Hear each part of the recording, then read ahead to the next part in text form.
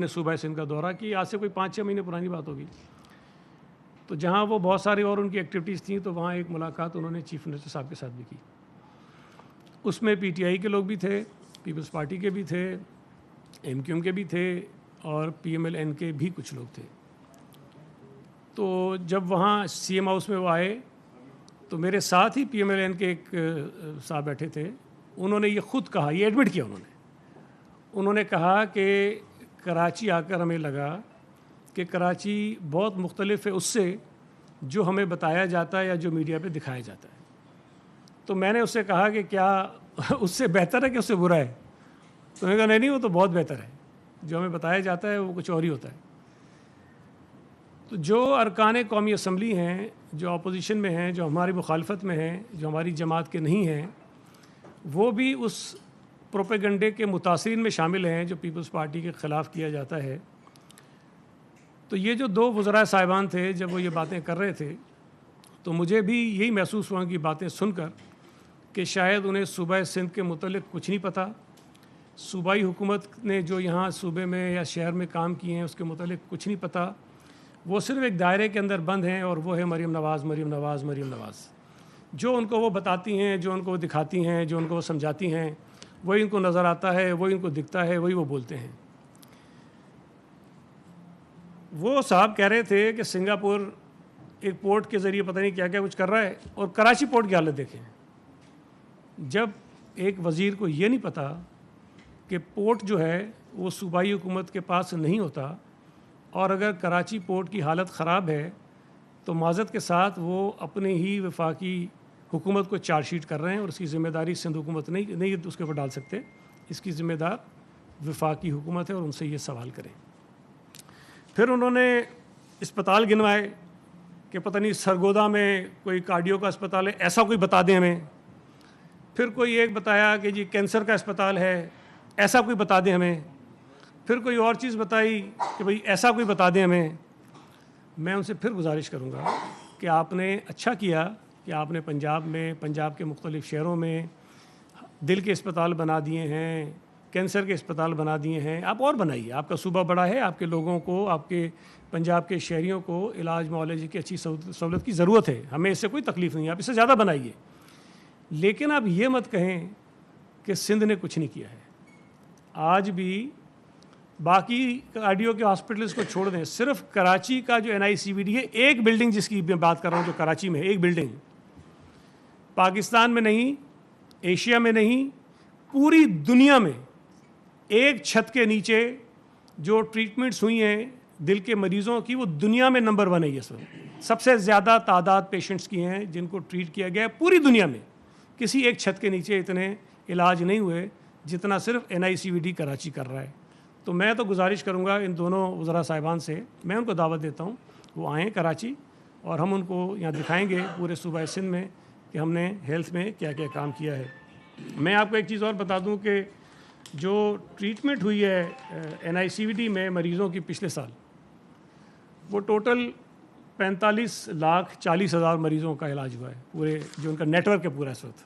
अब तो ज़ाहिर कराची में नहीं, अब तो हैदराबाद, सक्कर, टंडो मोहम्मद खान, सेवन शरीफ, पता नहीं सक्कर तो मैंने बताया, मुख्तलिफ शहरों में ये इसके सेंटर्स कायम है और लोगों के इलाज हो रहे हैं और वहाँ ओपन हार्ट सर्जरीज़ हो रही हैं।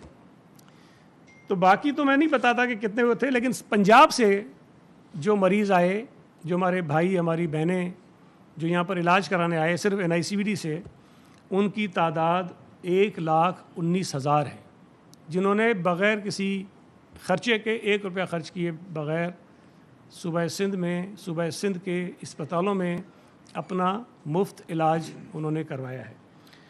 उसके बाद SIUT है। SIUT एक बड़ा इदारा है और सिंध हुकूमत उसको बहुत ज़्यादा सपोर्ट करता है और ज़ाहिर करना भी चाहिए, इसलिए कि वो पूरे मुल्क में जो मरीज़ हैं किडनी के हवाले से उनके वो इलाज उनको फ़राहम करते हैं, अच्छा इलाज फ़राहम करते हैं। उन्होंने 6,73,000 मरीज़ों का इलाज किया। बाकी सूबों के भी इसमें हैं, लेकिन मैं चूँकि पंजाब पे बात कर रहा हूँ तो पंजाब के तकरीबन 28,500 पेशेंट जो हैं SIUT से जो है वो फैज़याब हुए हैं बग़ैर किसी ख़र्चे के। इसी तरह गंबट का हॉस्पिटल हमारा है, आपको पता है कि वहाँ ट्रांसप्लांट होते हैं बहुत मुख्तलिफ़ चीज़ों के, वहाँ भी पंजाब से बहुत सारे लोग आते हैं और अपना फ्री वो इलाज करा के जाते हैं। इसी तरह और भी हमारे बहुत सारे हॉस्पिटल्स हैं जहाँ से वो अपना इलाज कराते हैं और अपना मैं उस पर हमें खुशी होती है कि अगर पाकिस्तान के किसी भी इलाके से कोई शहरी आता है जिसको ज़रूरत है बेहतर इलाज की, तो वो सूबा सिंध में आता है, ख़ासतौर पे कराची शहर के बड़े हॉस्पिटल है वहाँ पे आता है, वो अपना ट्रीटमेंट कराते हैं और ये अच्छी बात है। मैं सिर्फ एक चीज़ और बता दूं आपको कि ज़्यादा मैं तफसीलात में नहीं जाऊंगा इसकी। अभी हालिया एक बजट आया है, तो ये जो हम बात कर रहे हैं ना कि गवर्नेंस के मुतालिक जो है ज़बरदस्त उनकी कोई वो लीडरशिप है और बड़ा काम कर रहे हैं, और सूबा सिंध की जो गवर्नेंस है वो बहुत बुरी है। इस साल 2025-26 में आपको पता है कि वफाकी हुकूमत को हमें हर सूबे ने अपने जो रिसोर्सेज हैं उससे कुछ पैसा फ़राम किया है। ज़ाहिर है उनको ज़रूरत है जो सब मुआशी सूरत हाल मुल्क की, उसमें तो उसमें फिर हुआ ये कि जो सूबाई बजट हैं उनके ऊपर काफ़ी प्रेशर आया और सूबाई हुकूमतों ने अपने आप को फिर उसमें एडजस्ट किया। हमने क्या किया कि हमारे जो करंट एक्सपेंडिचर्स हैं, जो अखराजात होते हैं, जो गुज़िश्ता माली साल हमारा था 25-26 जो गुज़र गया 30 जून को, उसमें हमारे जो एक्सपेंडिचर थे वो थे 281.7 बिलियन, 281.7 अरब रुपए हमारा ये ख़र्चा हुआ था। और ज़ाहिर है कि हर साल ये ख़र्चा बढ़ता है, मुख्तलिफ उसकी वजूहत होती हैं, लेकिन हमने सिंध हुकूमत ने अपना जो इस साल का जो करंट एक्सपेंडिचर है उसके जो एस्टिमेट्स हैं वो हमने वही रखे हैं 281.7 बिलियन। इसमें एक रुपये का हमने इजाफा नहीं किया और हमने ये तय किया कि उतने अखराजात के अंदर हम अपनी सूबाई हुकूमत को चलाएँगे। पंजाब ने क्या किया? पंजाब के जो करंट एक्सपेंडिचर था वो था 648.5 बिलियन, 648.5 अरब रुपये 2025 और 26 का। और उन्होंने इस साल जो करंट ईयर है इसको बढ़ा के 727 अरब रुपये कर दिया है। मतलब इसके अंदर उन्होंने तकरीबन 12.1% का इजाफा किया है। तो जो सूबाई हुकूमतों के ऊपर दबाव था बजाय इसके कि वो अपने अखराजात कम करते, उन्होंने अपने अखराजात बढ़ाए हैं। इसका असर क्या हुआ, इसका नुकसान क्या हुआ? नुकसान ये हुआ कि हमारा जो तरक्याती बजट था पिछले साल 2025-26 में वो था 1018 अरब रुपये। 1018 अरब रुपये हमारा डेवलपमेंट का था बजट। इस साल वो कम होकर हो गया 720 अरब रुपये। और जो कमी हुई है हमारे डेवलपमेंट बजट में वो 29.2 अरब रुपये की हुई है। ज़ाहिर है कि पैसे हमारे वफाक को चले गए तो हमारा डेवलपमेंट कम हो गया, तो हमारा तकरीबन 29% से ज़ायद जो है इसके अंदर कमी हुई। और दूसरी तरफ पंजाब का देख लें, पंजाब ने पिछले साल 25-26 में 1240 अरब रुपए का तरक्याती बजट रखा था, और इस साल चूँकि उनके ऊपर भी दबाव था तो उन्होंने इसको कम करके 752 अरब कर दिया। पंजाब के डेवलपमेंट बजट में जो कमी हुई है वो 39.4% है, मतलब 39.4% जो है वो पंजाब के डेवलपमेंट बजट में कम हो गया। अब गवर्नेंस की जहाँ बात है उससे मैं आपको बताना चाह रहा हूँ, हमने कोशिश की कि हमारा डेवलपमेंट बजट कम से कम मुतासिर हो और हम अपने जो एक्सपेंडिचर्स हैं उस पर कंट्रोल करें ताकि जो हालात हैं उसमें सूबे के लोगों को हम किसी को डेवलपमेंट दे सकें। तो हमने कोशिश की, हमने 29% अपना कम किया और पंजाब का जो है 39.4% जो है वो डेवलपमेंट का बजट कम हो गया। ये एक इस साल का जो माली अखराजात या एस्टिमेट्स है उसमें फ़र्क पड़ा है। ये गवर्नेंस की मैं आपसे बात कर रहा हूँ। फिर आ जाए, बड़ी दिलचस्प बात है, पंजाब हमसे तकरीबन दुगने से भी बड़ा सूबा है। ये तो आपके इल्म है, बहुत बड़ा सूबा है और हमारी आबादी उससे आधे से भी कम है। जो प्रोविंशियल रिसीप्ट्स हैं, एक तो हमारे पास वसाइल हैं जो वफाकी हुकूमत जो कलेक्ट करती है उसमें से सूबों को शेयर देती है, वो आगे पीछे होते हैं। वो ज़ाहिर है कि हम डिपेंडेंट हैं वफाकी हुकूमत के ऊपर, उनके रेवेन्यूज़ के ऊपर।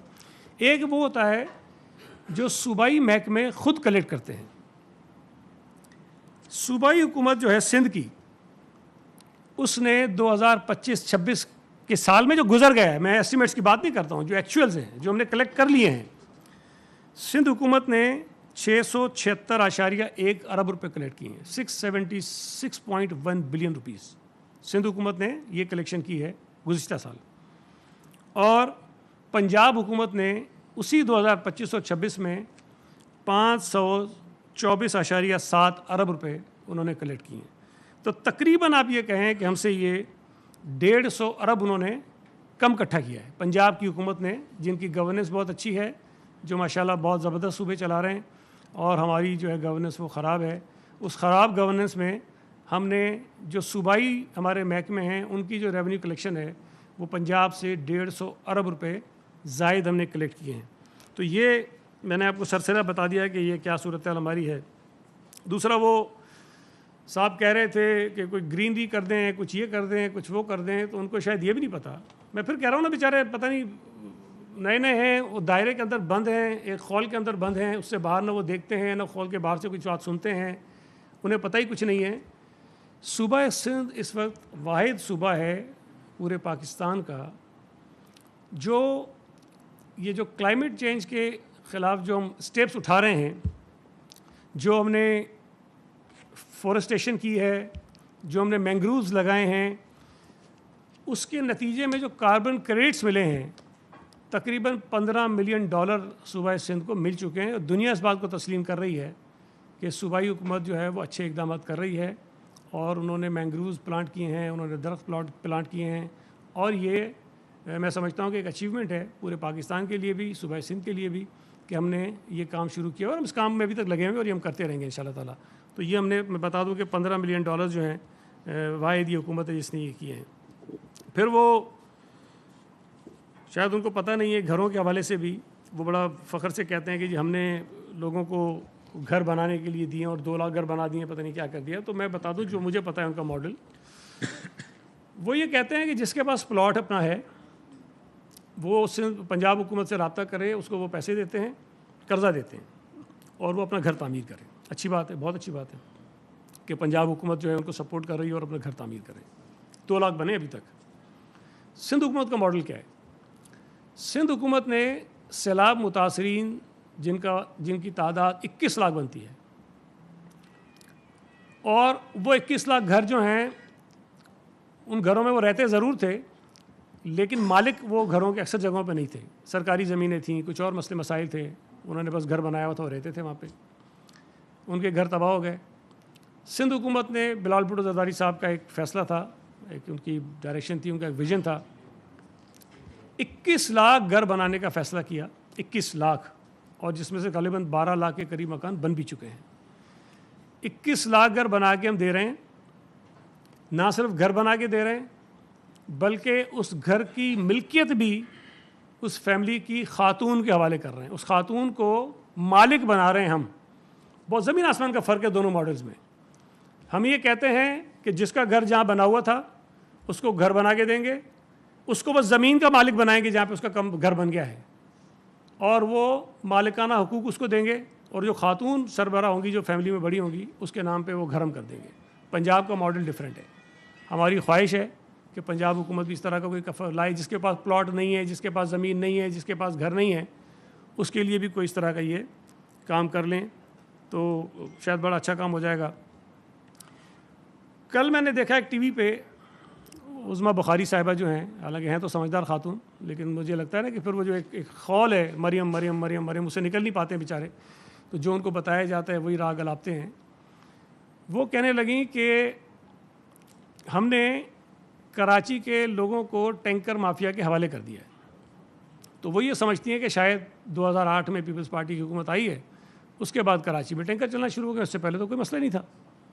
लेकिन मैं उनको ये बताना चाहता हूँ, मेरी बहन को, थोड़ा सा बात करने से पहले सोच लिया करें, समझ लिया करें। कराची दुनिया के उन चंद शहरों में है जहाँ पीने का पानी कोई तकरीबन 125-150 किलोमीटर दूर से आता है। पंजाब के किसी शहर में ये मसला नहीं है, पाकिस्तान के किसी शहर में ये मसला नहीं है। कराची वो वाहिद शहर है जहाँ आपको पानी बहुत दूर से लाना पड़ता है, पीने का पानी। तो टैंकर्स का मसला कराची में अभी नहीं है, टैंकर्स का मसला बहुत पुराना है। अभी कम से कम ये हो गया है, बहुत सारे इसके वजूहात हैं कि कराची में जो लीगल हाइड्रेंट्स हैं वो 7 हैं, और वो भी सुप्रीम कोर्ट में बड़ी एक आपको अंदाज़ पता है कि बहुत बड़े केसेस चले, उसके बाद सुप्रीम कोर्ट ने इजाज़त दी कि आप 7 लीगल हाइड्रेंट चलाएं हर ज़िले के लिए एक, और वो इनके लिए होता है कि जहाँ पानी नहीं पहुँचता, जहाँ लोगों को तकलीफ़ होती है, उनको पानी लेने में आसानी हो जाए। ये बहुत आसान होता है कहना कि टैंकर बंद कर दें। अगर ये बंद हो जाएंगे तो वो शहरी जिनको पानी नहीं मिल रहा आज, जिनको पानी नहीं पहुँचता आज, उनके लिए ज़्यादा मसाइल पैदा होंगे। तो थोड़ा सा इस पर ये गौर कर लें कि क्या होता है। फिर उन्होंने एक बात और की बड़ी दिलचस्प, पीपल्स पार्टी का अजीब कहना है कहते हैं पंजाब में सूबे बनाओ, सिंध में सूबे नहीं बनाओ। मैं फिर उनसे गुजारिश करूँगा थोड़ा सा मालूमात अपनी दुरुस्त कर लें आप। सूबे बनाने का इख्तियार ना पीपल्स पार्टी का है, ना मेरा है, ना आज़मा बुखारी का है, ना किसी और का है। किसी भी नए सूबे को बनाने के लिए जो तरीक़ेकार आइन में दर्ज है वो ये है कि जिस सूबे में नया सूबा बनना है उस सूबे की जो सूबाई असम्बली है, जो अवाम के मुंतखब नुमाइंदे हैं, वो 2/3 अक्सरियत से एक करारदाद पास करेंगे पहले कि जी हमारे सूबे में नया सूबा बनना चाहिए, और उसके बाद वो करारदाद जो है चली जाएगी पार्लियामेंट के पास। तो कौमी असम्बली और सेनेट भी उसको 2/3 अक्सरियत से मंजूर करेगी और उसके बाद आइन में तरमीम हो जाएगी और जो सूबों की तादाद है वो ऊपर नीचे हो जाएगी। ये एक बड़ा सीधा सा तरीक़ेकार आइन में मौजूद है। पीपल्स पार्टी सिंध में इसलिए कहती है कि नहीं बनने चाहिए कि सिंध की आवाम, सिंध के मुंतखब नुमाइंदे, सिंध की असम्बली ये कहती है कि सिंध में किसी नए सूबे की ज़रूरत नहीं। और पीपल्स पार्टी नहीं कहती, सूबाई असम्बली में मुख्तलिफ़ औकात में जितनी जमातें आई हैं सब ये कहती हैं कि सिंध में किसी नए सूबे की ज़रूरत नहीं है। अगर सिंध के लोग ये कहते हैं कि हमें नए सूबे की ज़रूरत नहीं है, सिंध के लोगों के मुंतखब नुमाइंदे ये कहते हैं कि हमें नए सूबे की ज़रूरत नहीं है, तो पंजाब में बैठे हुए किसी शख्स को हक़ नहीं पहुँचता कि वो ये कहे कि सिंध के अंदर नया सूबा बनना चाहिए कि नहीं बनना चाहिए। अब आ जाइए पंजाब पे। पंजाब की असम्बली इस मुल्क की वाहिद असम्बली है जिसने गालिबन 2013 या 12 में एक करारदाद मंजूर की जिसमें यह कहा कि पंजाब में एक नहीं 2 नए सूबे बनाने के लिए इस पे काम शुरू किया जाए। और उसका बैकग्राउंड क्या था? उससे पहले सेनेट ने 2/3 अक्सरियत से करारदाद मंजूर की थी जिसमें यह कहा था कि पंजाब में एक साउथ पंजाब जो है सूबा उसको बनना चाहिए। तो पंजाब के हवाले से सेनेट ने 2/3 अक्सरियत से, जिसमें यकीनन पंजाब के नुमाइंदे भी होंगे, उन्होंने वोट किया, वो करारदाद मंजूर हुई। उसके बाद पंजाब असम्बली ने, जिसके अंदर पंजाब के लोगों के मुंतखब नुमाइंदे बैठे थे, उन्होंने करारदाद मंजूर कर ली कि जी पंजाब के अंदर एक नहीं 2 नए सूबे बनाने के लिए उन्होंने कहा कि जी इसके ऊपर कार्रवाई शुरू करें, कोई कमीशन बनाएं, कोई इस पर काम शुरू करें। तो इसका मतलब ये है कि पंजाब के लोगों के मुंतखब नुमाइंदे ये चाहते हैं कि पंजाब में सूबे बने। तो इसलिए ज़ाहिर है कि पीपल्स पार्टी भी कहती है कि जी वहाँ बनना चाहिए सूबा, इसलिए कि लोगों की डिमांड है, मुंतखब नुमाइंदों की डिमांड है। तो ये ज़मीन और आसमान का फ़र्क है। तो पीपल्स पार्टी अपनी ख्वाहिश पे ये बात नहीं करती। पीपल्स पार्टी सिंध के लोगों की नुमाइंदगी करते हुए कहती है कि नहीं बनना चाहिए, और पंजाब में पीपल्स पार्टी पंजाब के लोगों की नुमाइंदगी करते हुए कहती है कि हाँ यहाँ पे सूबे की ज़रूरत है, सूबे बनने चाहिए, इसलिए कि पंजाब के लोग चाहते हैं, पंजाब की असम्बली चाहती है। तो ये जब बातें इस तरह की करते हैं बहुत मुझे हैरत और अफसोस होती है। अब वो दूसरी बड़ी दिलचस्प बात ये कह रहे थे कि पीपल्स पार्टी तो जमहूरियत पे जो है ना लेक्चर ना दे। वो पीपल्स पार्टी ना दे तो कौन नूली देगी लेक्चर जमहूरियत पे? इस मुल्क में अगर जमहूरियत पर बात करने का हक़ पीपल्स पार्टी को आप नहीं देना चाहते हैं तो फिर भाई जनरल मुशर्रफ को देंगे, जनरल ज़िया को देंगे, उनके पैदा करदा लीडरों को देंगे। तो मेरा ख़्याल है कि पीपल्स पार्टी की जो क्रेडिबिलिटी है, ख़ास तौर पे जमहूरियत के हवाले से, पार्लियामेंट को मजबूत करने के हवाले से, पार्लियामेंट की बहाली के हवाले से, अवाम के हक़ हाकमियत के हवाले से, उसको नून लीग के किसी सर्टिफिकेट की ज़रूरत नहीं है। हमारी क़यादत ने लोगों के हुकूक़ के लिए, जमहूरियत की बहाली के लिए आमरों से लड़ते हुए अपनी जानें कुर्बान की हैं। शहीद जुल्फ़िकार अली भुट्टो चाहते तो ज़िंदा रहते, ये बातें ढकी छुपी तो नहीं है ना। उस वक्त पता है सबको कि ज़िया-उल-हक़ ने ऑफ़र भी की, बंदे भी भेजे, सब कुछ किया, चाहते तो ज़िंदा रहते। उन्होंने तो कहा कि मैं एक फ़ौजी आमिर के हाथों मरने को तरजीह दूंगा बजाय इसके कि मैं तारीख़ के हाथों मरूं। दूसरी तरफ मियाँ नवाज शरीफ साहब, अल्लाह उनको ज़िंदगी दे, हम नहीं चाहते हैं कि वो उनकी जान इस तरह जाए, लेकिन तारीख़ में वो भी अपना नाम इस तरह लिखवा सकते थे। लेकिन जब उन पर मुश्किल पड़ी, 10 साल का मुआहदा किया, आराम से मुल्क से चले गए और फिर 10 मुआहदे पर पाबंद भी रहे, कारबंद भी रहे, और वो 10 साल पूरे होने के बाद वो वापस पाकिस्तान आए और वापस सियासत में हिस्सा लिया। पीपल्स पार्टी ने आज तक जितने इंतखाबात हुए हैं, किसी इंतखाबात में धांधली के ज़रिए इक़्तिदार हासिल नहीं किया। दूसरी जानिब मुस्लिम लीग नून ने जितने इक़्तिदार हासिल किए हैं वो धांधली के बग़ैर हासिल नहीं किए हैं। 85 का इलेक्शन ज़ाहिर है उसको मैं तो काउंट ही नहीं करता हूँ, वो तो जो हुआ आपको सबको पता है। जुनेजो साहब बने, उसके खिलाफ साजिश किसने की? नवाज शरीफ साहब ने की। 88 का इलेक्शन हुआ, पीपल्स पार्टी अताब में रही, धांधली का शिकार बनी, और बेनिफिशरी कौन था? PMLN थी, नवाज शरीफ था। 90 के इंतखाबात हुए, पीपल्स पार्टी धांधली का शिकार थी, फ़ायदा किसको हुआ? किसको पहुंचाया गया? नवाज शरीफ को पहुंचाया गया। उसके बाद 93 का इलेक्शन होता है, पीपल्स पार्टी को फिर रोका जाता है, काबू किया जाता था कि पंजाब में हमारी हुकूमत ना बने, और वहाँ भी हमारी सीटें हमें हरवाई गई और हमें कंट्रोल ओके हुकूमत हमारी बनी, लेकिन बहरहाल सीटें हमें जितनी मिलनी चाहिए थी हमें नहीं दी गई। उसके बाद 96 का इलेक्शन होता है, 97 का शायद, उसमें पीपल्स पार्टी के साथ क्या हुआ? 16-17 सीटों पे आ गए। बेनिफिशरी कौन था? नवाज शरीफ बेनिफिशरी था। उसके बाद 2002 में ज़ाहिर है कि ये मुल्क से बाहर बैठे थे, आए नहीं हुकूमत में, इन्होंने इलेक्शन नहीं लड़े, पीपल्स पार्टी इलेक्शन लड़ी और उसमें ज़ाहिर है कि जो आने थे वो जमात आ गई थी। 2008, ये बड़ी दिलचस्प बात है, 2008 में पीपल्स पार्टी की हुकूमत बनी, लेकिन 2008 के इंतखाबात में भी धांधली करके ख़ासतौर पर पंजाब में नून लीग को सीटें दिलवाई गई मुशर्रफ के दौर में, और उसकी भी वजह ये थी कि पीपल्स पार्टी को वाज़ेह अक्सरियत ना मिले और नून लीग को सीटें दे दो ताकि ये आपस में लड़ाइयाँ हो जाएं। पीपल्स पार्टी ने उस धांधली को भी बर्दाश्त किया। पीपल्स पार्टी ने जब ये सारे नवाज शरीफ साहब ने APDM जो बनी थी पूरी, उन्होंने इत्तफाक कर लिया कि इंतखाबात का बाइकआउट करना है। उन्होंने तय कर लिया था कि बाइकआउट करना है सबको, बशमूल नवाज शरीफ के। आसिफ अली जरदारी साहब ने इनको कायल किया कि बाइकआउट मत करो, इंतखाबात में हिस्सा लो। अगर ये ना लेते इंतखाबात में हिस्सा तो पीपल्स पार्टी तो पता नहीं कितनी सीटें लेके बैठी होती।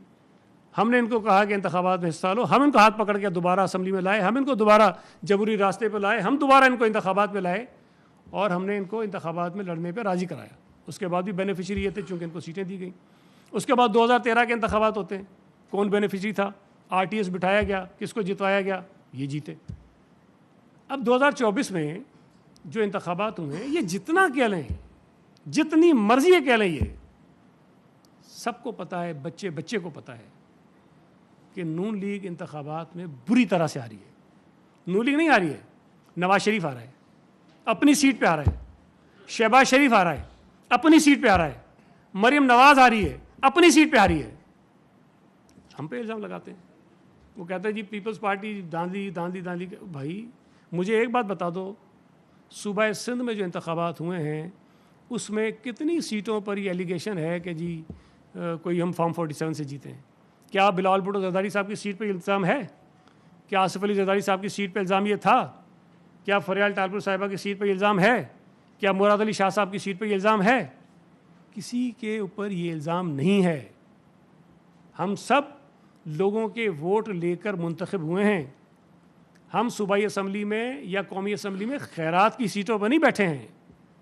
जो खैरात की सीटों पर बैठे हैं वो हम पे जता रहे हैं, हम पे चढ़ाई कर रहे हैं। जो लोग, अब मैं क्या कहूँ, अल्फाज में इस्तेमाल करूँगा, फिर उनको तकलीफ़ होती है।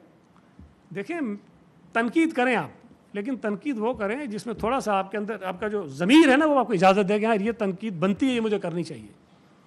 मैं खुद चोरी के रास्ते से आके एक सीट पे बैठा हूँ, मैं चोरी के रास्ते से चीफ मिनिस्टर बना हूँ, मैं चोरी के रास्ते से प्राइम मिनिस्टर बना हूँ, मैं चोरी के रास्ते से असम्बली की सीटों पे बैठा हूँ, वजारतों पे बैठा हूँ। फिर मैं बड़ा करके नहीं मैं तो, मेरे से बड़ा मोतबर तो कोई है नहीं। ये बात मुनासिब नहीं है। आपने धांधली के ज़रिए हमेशा हुकूमतें बनाई हैं। ये कहते हैं हम GB में हम जीत गए, तो हम कह रहे हैं GB में धांधली हुई हमारे साथ। किसने कहा कि नहीं हुई है? हम कह रहे हैं कि हुई है। हमारी 3-4 सीटें धांधली के जरिए ली गई हैं GB के अंदर, इसलिए ली गई हैं कि पीपल्स पार्टी को वाज़ेह अक्सरियत वहाँ पे ना मिले और हमारी हुकूमत बने तो इत्तेहादी हुकूमत बने। ये कोशिश ही हुई है वहाँ पे। अब कश्मीर में कहते हैं हम शोर क्यों करें, आप मान लें। ओ भाई, रिजल्ट हम मानने को तैयार हैं, मानेंगे, लेकिन अगर कोई चोरी करेगा, कोई डाका डालेगा, कोई मैंडेट छीनेगा, कोई वोट हमारे छीनेगा, तो हम बात तो करें। ये सबूत के साथ बात कर रहे हैं। आपको इस्लामाबाद में जो प्रेस कॉन्फ्रेंस हमारे लोग कर रहे हैं, सबूत दे रहे हैं। हम क्या कह रहे हैं? हम ये थोड़ी कह रहे हैं कि हमारे बंदों को जिता दो, उसका हरा दो। हम कह रहे हैं कि भाई जो हमारे इल्ज़ामात है उसकी तहकीकात करो, उस इलेक्शन के रिजल्ट को रोको जहाँ पे धांधली के हम आपके ऊपर इल्ज़ामात लगा रहे हैं। ये हमारा हक है। ये कोई बात नहीं है कि तुमने मैनेज कर लिया, मनूवरिंग कर ली, हमारे बंदे को हरा दिया, अपने को जिता दिया और फिर कहते हो कि मान लो। ऐसे कैसे मानेंगे? हम इनके चेहरे पर जो ये पर्दा डाल के चलते हैं पारसाई का, हम उतारते रहेंगे। अगर ये चोरी करेंगे, डाके मारेंगे, इलेक्शन छीनेंगे, हम इनके चेहरे से पर्दे उतारते रहेंगे। और ये बात मैं नहीं कहता, सारी दुनिया कह रही है कि इन्होंने किस तरह से किया है। ये मांगे तांगे की हुकूमतों में ये बैठे हैं, हम नहीं बैठे हैं, और इल्ज़ाम लगाने से पहले इनको 10 मरतबा चीज़ों को सोच लेना चाहिए। फिर मैं कह रहा हूँ, इनको बेचारों को पता नहीं, वो आज बैठ के कह रहे थे इनकी हुकूमत में मुल्क टूटा। भाई जब बांग्लादेश बना, पीपल्स पार्टी की हुकूमत नहीं थी। इन अकल के अंदों को कोई बताए कि जुल्फ़िकार अली भुट्टो वज़ीर आज़म मुल्क टूटने के बाद बनाए, उससे पहले नहीं बना था। और ये भी इनको समझ में आनी चाहिए कि जुल्फ़िकार अली भुट्टो के ऊपर अगर खुदा न खास्ता मुल्क तोड़ने का इल्ज़ाम होता तो जनरल ज़िया-उल-हक एक कत्ल के झूठे मुकदमे में उसको फांसी नहीं देता, उसको मुल्क तोड़ने के इल्ज़ाम में फांसी देता। वो एक बड़ा वजनदार केस बनता ना। वो एक झूठे कत्ल के मुकदमे में उसने सज़ा दे दी उसको कत्ल की। अगर उसके ऊपर, भुट्टो शहीद के ऊपर थोड़ा सा भी बात होती कि मुल्क तोड़ने में उसका कोई किरदार है, तो ज़िया-उल-हक उसी केस में उसका ट्रायल करता, उसी केस में उसको सज़ा दिलाता। तो थोड़ा सा तारीख को पढ़ें, तारीख को समझें। इस तरह सिर्फ ये आके जो आपको पीछे से फीड किया जाता है ना, जाके उसमें कर लें, तो वो मुनासिब बात नहीं है। चेयरमैन बिलावल भुट्टो ज़रदारी साहब ने जिस अंदाज में कंपेन चलाई गिलगित बल्तिस्तान में और जिस अंदाज में कंपेन चलाई है कश्मीर के अंदर, मैं समझता हूँ एक मिसाली है। और वो अपनी कंपेन में कश्मीरियों के लिए जो उनकी डिमांड्स हैं, जो उनके बुनियादी मसाइल हैं, उसकी बात करता है। बिलावल भुट्टो ज़रदारी ये कहता है कि हम कश्मीर के लिए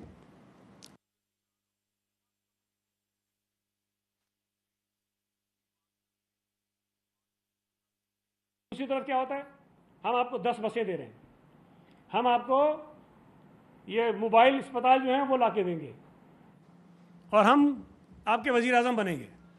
एक तरफ ये तकारीर हैं, ये ख्वाहिशात हैं, ये उनको ललचाने की कोशिशें हो रही हैं। दूसरी तरफ जो कश्मीर का बुनियादी मसला है, लोगों के अंदर जो फीलिंग्स हैं, जो समझते हैं कि उनके साथ ज़्यादती हो रही है, वो ये है, वो समझते हैं कि हमारे पास हक़ हाकिमियत नहीं है, हमारे पास हक़ मिल्कियत नहीं है, हमें हक़ रोज़गार हासिल नहीं है, हमारे इलेक्शंस जो हैं वो चोरी किए जाते हैं, हमें दूसरे दर्जे का शहरी बनाया जाता है। बिलावल भुट्टो ज़रदारी साहब अभी से नहीं, असम्बली में खड़े होकर कह चुके हैं कि मेरी ख्वाहिश है कि कश्मीर और गिलगित बल्तिस्तान की नुमाइंदगी में कौमी असम्बली में देखूँ, मैं उनकी नुमाइंदगी सेनेट के अंदर देखूँ। इसलिए PMLN को बड़ी परेशानी है, वो इस तरह के इंतखाबात नहीं जीत सकते जो साफ़ और शफाफ हों, लिहाजा वो ये बदमाशियाँ करते हैं, डाके मारते हैं वोटों के ऊपर और इलेक्शन छीन कर अपने लोगों को जो है जितवाना चाहते हैं। बहुत शुक्रिया। आपको सवाल एक एक करके परसों जो है वफाकी वज़ीर दाखिला मोहसिन नकवी साहब आसिफ अली ज़रदारी साहब से सुबह को मिलते हैं और दोपहर में जाके एक नई थ्योरी जो है वो बात इस्लामाबाद में जाके बयान करते हैं सूबों के हवाले से और सिस्टम की नाकामी की बात। तो मुझे ये बताएं कि फिर उस दावे को कल फौजी तर्जमान ने भी जो है वो थोड़ी सी तस्दीक की मोहर लगा दी। इसका मतलब वो कहते तो है कि ज़रदारी साहब का बगल बच्चा है, लेकिन वो ज़बान किसी और की बोल रहा है। ये किस तरह का माहौल पैदा किया जा रहा है? पीपल्स पार्टी कहाँ खड़ी है? देखें, अगर सदर पाकिस्तान से कोई वज़ीर मुलाकात करता है और उसके बाद वो कोई बात करता है, तो इसको इस तरह से नहीं लेना चाहिए कि कोई सदर पाकिस्तान ने खुदा ना उनको कह दिया होगा जाके बाहर ये बात करो। ये भी ज़रूरी नहीं है कि उनकी बातचीत जब हुई उसके अंदर ये मौका डिस्कशन भी हुआ।